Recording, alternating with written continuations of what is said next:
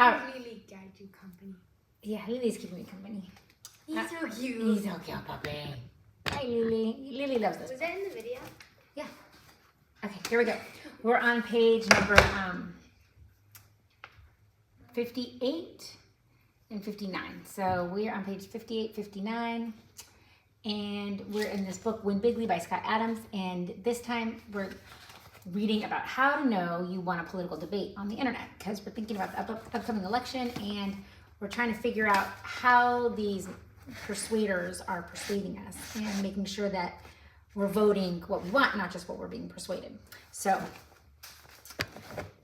posted on May 15th, 2007. Analogy. Analogies are good for explaining concepts for the first time. They have no value in debate.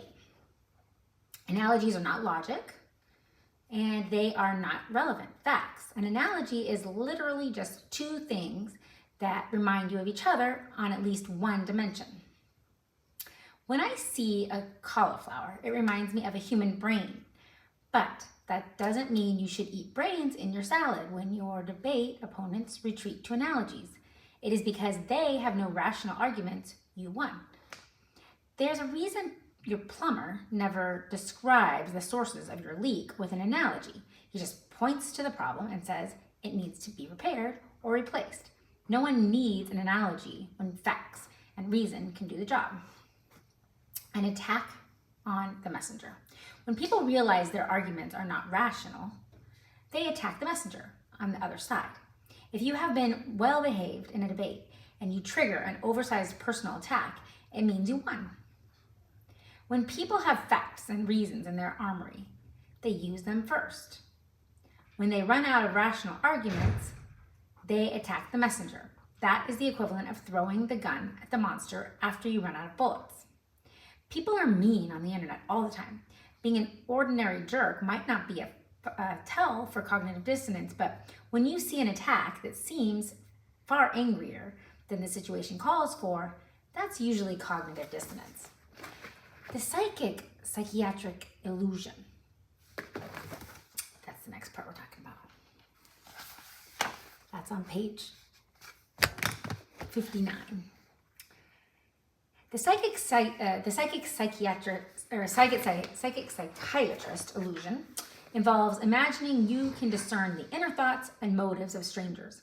I'm talking about the unspoken thoughts and feelings of strangers, not the things they have actually said. If your debate opponents retreat to magical thinking about their abilities to detect secret motives and mental problems in strangers from a distance, you won. I am not aware of any science to back up my description of the tells for cognitive dissonance. But generally speaking, if your debate partner leaves the realm of fact and reason for any of the diversions I mentioned, you just won the debate. Declare victory and bow out.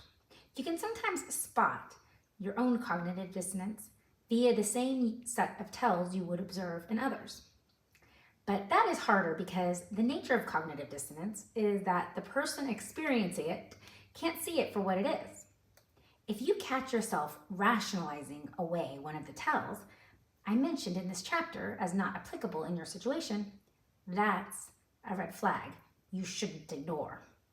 And by the end of the book, you should have a lower confidence in your ability to identify base reality, which gives you psychological permission to be wrong without needing to hallucinate that you're right. My disclaimer for this lesson: this is my opinion alone, based on observation.